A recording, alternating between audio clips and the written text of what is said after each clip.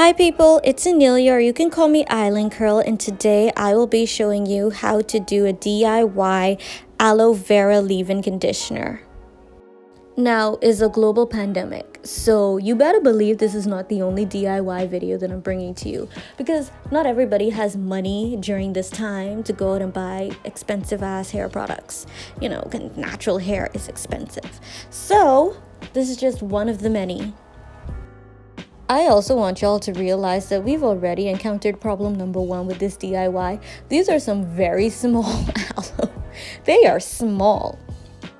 But it's okay because things always work out in our favor. No need to fret, no need to worry. It's gonna work out. Look, this just looks nasty already, but it works, y'all. It works. So I did not film the part where I extracted the gel from those smaller aloe that I picked at the beginning of the video. Instead, I'm going to show you how to do it with these two bigger aloe vera plants that I got from our neighbor. Shout out to them for being so nice and letting me chop some aloe off their tree. Anyway, all you're doing is slicing off those spiky sides, and then you're also going to try and slice off the top of the aloe, and then you're going to take a spoon and you're going to try your best to scoop all that gel out into a cup. It is sticky, it is slimy, it is slippery, so it may take you a while.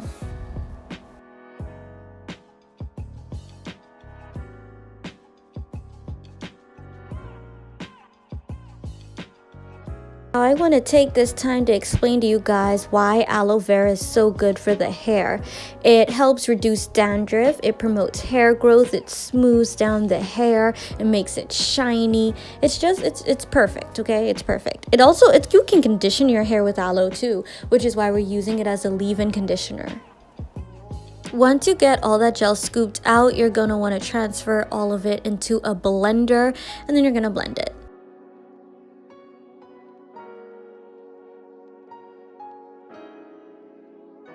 And this is what it's supposed to look like after blending. Now you're going to take an old bottle. I'm using this old Eco Style gel bottle. And you're going to take a strainer and you're just going to pour that mixture from the blender into the strainer, into the bottle. Now this process can take a minute because the aloe is still thick. Even though it's more in a liquid type state, it's still thick.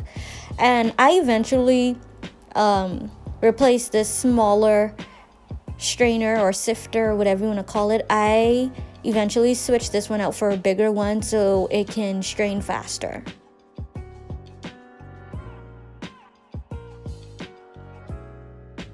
Now this part is optional but recommended. You can add your favorite oil into the leave-in. I chose a wild growth hair oil. I usually use the one in the green and white, but I didn't have that, so I just used this one. It adds some moisture. Oil isn't really moisture, but it adds shine, I should say. And this doesn't look like much, but it goes a long way. A little goes a long way with this leave-in conditioner. You also don't want to use this after a week has passed, just because I don't think it can last that long.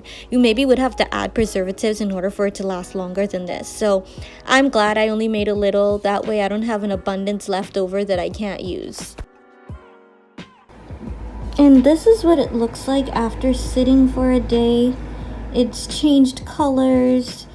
It's still thick yet watery. The consistency and the texture is really odd, but it's okay. But yeah, y'all. Anyway, that's it for today. Don't forget to like, comment, share, and subscribe. Bye, y'all.